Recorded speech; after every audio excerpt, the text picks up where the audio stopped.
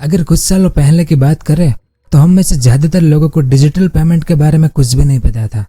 ज्यादातर लोग अपनी अपनी पेमेंट के लिए कैश का ही इस्तेमाल किया करते थे। असल में हमें पैसे के भुगतान के लिए बैंकों की लंबी लंबी लाइन में लगकर अलग अलग तरह के कई फॉर्म भरने पड़ते थे, तब जाकर हमारा पेमेंट किसी दूसरे व्यक्ति तक पहुंचता था। लेकिन भारत में 8 नवंबर 2016 को हुई नोटबंदी के बाद पेमेंट करने का तरीका पूरी तरीके से बदल चुका है। आज भारत में ऐसे बहुत ही कम लोग होंगे जो डिजिटल पेमेंट का इस्तेमाल ना करते हो। आज भारत में हर दूसरा व्यक्ति अपने बिल पे करने के लिए या किसी अन्य व्यक्ति को पैसे भेजने के लिए डिजिटल पेमेंट का ही सहारा लेता है। अगर भारत में डिजिटल पेमेंट के आंकड़े देखे जाए तो यह हैरान कर देने वाले हैं, क्योंकि आरबीआई की रिपोर्ट के अनुसार साल 2013-14 में अगर डिजिटल ट्रांजैक्शन का आंकड़ा देखें तो वह मात्र 220 करोड़ रुपए था, जबकि साल 2021-22 में यह आंकड़ा 7,422 करोड़ रुपए तक पहुंच गया है। यानी इतने सालों में यह आंकड़ा लगभग 35 गुना से भी ज्यादा हो गया है।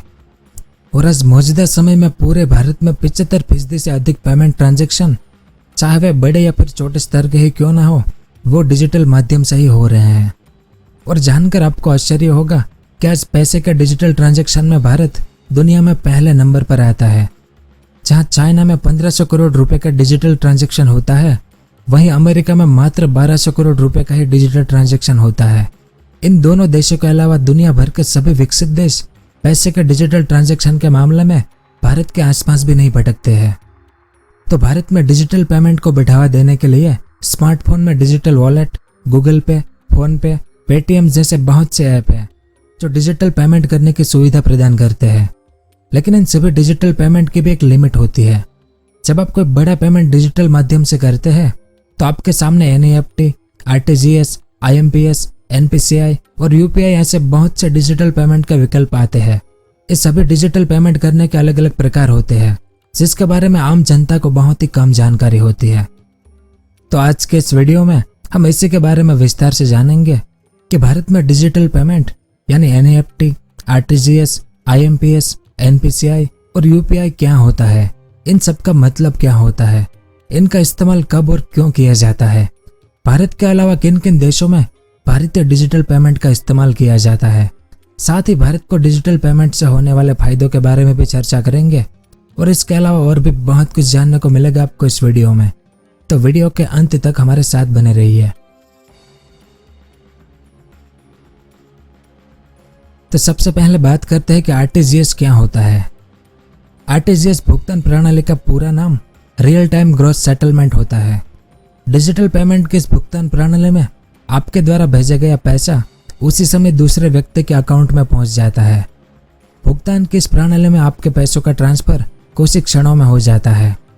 आरटीजीएस के जरिए आप मिनिमम 2 लाख रुपए और मैक्सिमम 10 लाख रुपए किसी को भेज सकते हैं। आरटीजीएस भुगतान प्रणाली का सामान्य उपयोग बड़ी राशि को सुरक्षित रूप में जल्दी भेजने हेतु किया जाता है। आरटीजीएस के माध्यम से किया गया हर पेमेंट आरबीआई की साइट पर अपडेट होता है, क्योंकि आरबीआई यानी reserve bank of India he RTGS payment के नेटवर्क को संभालती है। आरटीजीएस के माध्यम से किया गया पेमेंट फाइनल और अपरिवर्तनीय होता है। इस भुगतान प्रणाली से पेमेंट करने पर आरबीआई के द्वारा बहुत ही कम चार्ज लिया जाता है। आज के समय में आरटीजीएस भुगतान प्रणाली का उपयोग अब हफ्ते में 7 दिन और 24 घंटे यानी रात हो या दिन आप कभी भी इसका उपयोग कर सकते हैं। साथ ही इस प्रणाली का इस्तेमाल बैंक के माध्यम से या फिर नेट बैंकिंग से भी किया जा सकता है। इसके बाद बात करते हैं एनईएफटी भुगतान प्रणाली क्या होता है। एनईएफटी का पूरा नाम नेशनल इलेक्ट्रॉनिक फंड ट्रांसफर होता है। एनईएफटी भुगतान प्रणाली में पैसों को भेजने में कुछ ही समय लगता है।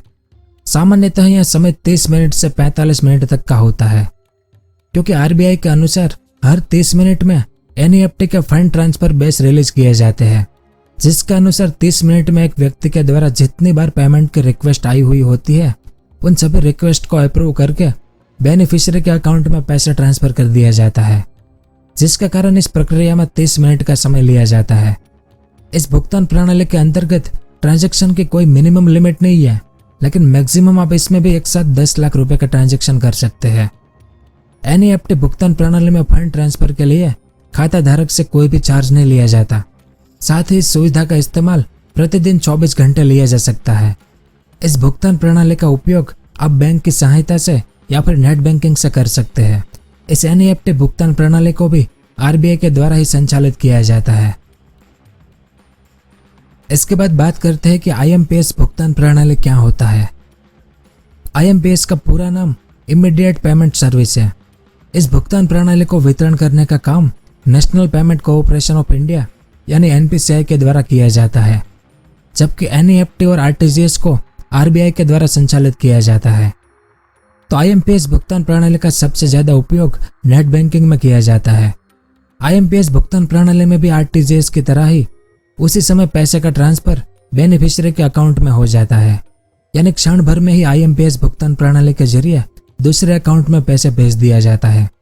इस भुगतान प्रणाली में मिनिमम ट्रांजैक्शन वैल्यू 1 रुपया है, जबकि मैक्सिमम ट्रांजैक्शन आप 2 लाख रुपए का कर सकते हैं, यानी 2 लाख रुपए से ज्यादा फंड ट्रांसफर आईएमपीएस के जरिए नहीं किया जा सकता।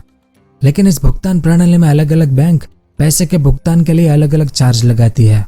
साथ ही इस भुगतान प्रणाली का उपयोग मात्र ऑनलाइन यानी नेट बैंकिंग के जरिए ही कर सकते हैं, और इस आईएमपीएस भुगतान प्रणाली का इस्तेमाल भी आप कभी भी कर सकते हैं। इसके बाद बात करते हैं एनपीसीआई की। एनपीसीआई का पूरा नाम national payment corporation of India है। एनपीसीआई को साल 2008 में आरबीआई और इंडियन बैंक एसोसिएशन यानी आईबीए के द्वारा कंपनीज एसोसिएशन एक्ट के तहत बनाया गया था। रुपए कार्ड हो या फिर यूपीआई, सभी को निर्देशित करने का काम एनपीसीआई के द्वारा ही किया जाता है। देश भर की दुकानें, शॉपिंग मॉल्स, पेट्रोल पंप आदि पर इस्तेमाल होने वाली प्रीपेड पेमेंट इंस्ट्रूमेंट यानी पीपीआई मशीनों के द्वारा होने वाले ट्रांजैक्शन को एनपीसीआई भुगतान प्रणाली के द्वारा ही मॉनिटर और मैनेज किया जाता है। इस भुगतान प्रणाली के अंतर्गत देश भर के लगभग सभी बैंक आते हैं। साथ ही इस भुगतान प्रणाली के द्वारा इंटरनेशनल पेमेंट भी किया जा सकता है। इसके अलावा आप भारत की सबसे फेमस भुगतान प्रणाली यूपीआई के बारे में भी जान लेते हैं, क्योंकि आज भारत में ज्यादातर लोग यूपीआई के द्वारा ही अपना पैसे ट्रांसफर करते हैं। यूपीआई का पूरा नाम यूनिफाइड पेमेंट इंटरफेस है। आजकल यूपीआई के माध्यम से ही हर एक स्मार्टफोन से बड़ी ही आसानी से एक दूसरे को पैसे का भुगतान किया जा सकता है। लगभग सभी के स्मार्टफोन में गूगल पे, फोन पे, पेटीएम जैसे यूपीआई से भुगतान करने वाला ऐप मौजूद है। यूपीआई को 20 अप्रैल 2016 को एनपीसीआई के द्वारा लॉन्च किया गया था, और आज यूपीआई को दुनिया का सबसे fast and advance payment system माना जाता है। मात्र कुछ ही सेकंड में यूपीआई के माध्यम से मनी ट्रांसफर किया जा सकता है। आजकल प्रत्येक शॉपिंग मॉल, पेट्रोल पंप, दुकानों पर यूपीआई के माध्यम से पेमेंट किया जाता है, और यूपीआई का इस्तेमाल कभी भी किसी भी समय किया जा सकता है।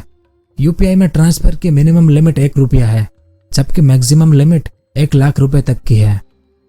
और यूपीआई का इस्तेमाल करना बड़ा ही आसान है, क्योंकि यूपीआई के माध्यम से बेनिफिशियरी व्यक्ति के अकाउंट में पैसे ट्रांसफर करने के लिए उन्हें मात्र उनके मोबाइल नंबर या फिर बैंक अकाउंट नंबर की ही जरूरत होती है।